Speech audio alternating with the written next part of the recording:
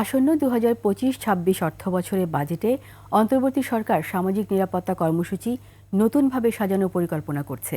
এতে উপকারভোগীর সংখ্যা প্রায় ১০ লাখ বাড়ানো হবে।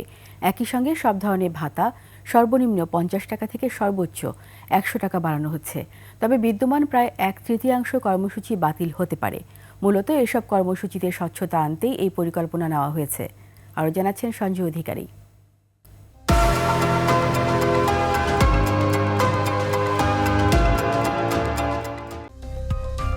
আসছে বাজেটেও বড় বরাদ্দ পাচ্ছে সামাজিক নিরাপত্তা বেষ্টনী খাত। ২০২৫-২৬ অর্থ বছরে এ খাতে ৯৫,৯০৮ কোটি টাকা বরাদ্দ থাকতে পারে, যা মোট বাজেটের ১২.18%। চলতি অর্থ বছরে এই খাতে বরাদ্দ ছিল ৯০,৪৬৮ কোটি টাকা। মূল নগদ সহায়তা কর্মসূচিগুলোর অধীনে উপকারভোগীর সংখ্যা বাড়ানোর পাশাপাশি আগামী অর্থ বছরে মাসিক ভাতাও ৫০ থেকে ১০০ টাকা পর্যন্ত বাড়ানো হচ্ছে। খাতওয়ারি যে বিন্যাস সেটাকে এবং প্রকল্প নির্বাচনের যে সংস্কৃতি বা যেই কর্মপরিকল্পনা সেগুলোর মধ্যে কিছু নতুনত্ব দেখাবার সুযোগ রয়ে গেছে। সামাজিক সুরক্ষা খাতে বর্তমানে ১৪০টি কর্মসূচি আছে। আসন্ন বাজেটে তা ১০০টির নিচে নামিয়ে আনা হবে।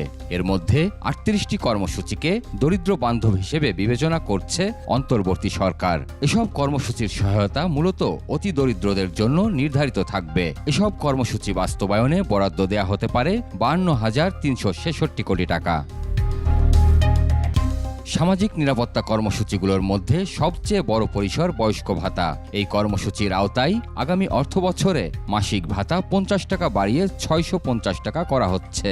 সেই সঙ্গে নতুন করে যুক্ত হতে পারে ১ লাখ উপকারভোগী। সামাজিক সুরক্ষা খাতে কিভাবে আমরা এই যে ফ্যামিলি কার্ড আছে এগুলোর ভিত্তি প্রাপ্তি স্থায়িত্ব বাড়াতে পারি।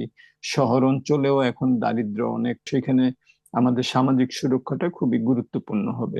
সরকারের দ্বিতীয় বৃহত্তম সামাজিক সুরক্ষা কর্মসূচি বিধবা স্বামী পরিত্যক্তা ও দুস্থ নারী ভাতা। আগামী বাজেটে এই কর্মসূচিতে মাসিক ভাতা ১০০ টাকা বাড়িয়ে ৬৫০ টাকা করা হবে এবং নতুন ১,২৫,০০০ নারী এতে যুক্ত হবেন। শারীরিকভাবে অক্ষম ব্যক্তিদের মাসিক ভাতা ৫০ টাকা বাড়িয়ে ৯০০ টাকা করা হবে। এছাড়া ২ লাখ নতুন উপকারভোগী যুক্ত হবে। অন্যদিকে বেদে হিজড়া ও সুবিধা বঞ্চিত জনগোষ্ঠীর জীবনমান উন্নয়ন কর্মসূচির আওতায় উপকারভোগীরা মাসে ৬০০ টাকার পরিবর্তে ৬৫০ টাকা করে ভাতা পেতে পারেন। আমরা যদি সাশ্রয়ীভাবে বাস্তবায়ন করতে পারি, সুশাসনের সাথে বাস্তবায়ন করতে পারি, সময় মতো শেষ করতে পারি, তাহলে কিন্তু এই টাকা দিয়েই আমরা অনেক কাজ করতে পারবো। মা ও শিশু সহায়তা কর্মসূচিতেও মাসিক ভাতা ৫০ টাকা বাড়িয়ে ৮৫০ টাকা করা হচ্ছে। এই কর্মসূচির উপকারভোগীর সংখ্যা ১৬,৫০,০০০ থেকে বেড়ে ১৭,৭১,০০০-এ উন্নীত হতে পারে। সঞ্জয় অধিকারী, একুশে টেলিভিশন, ঢাকা।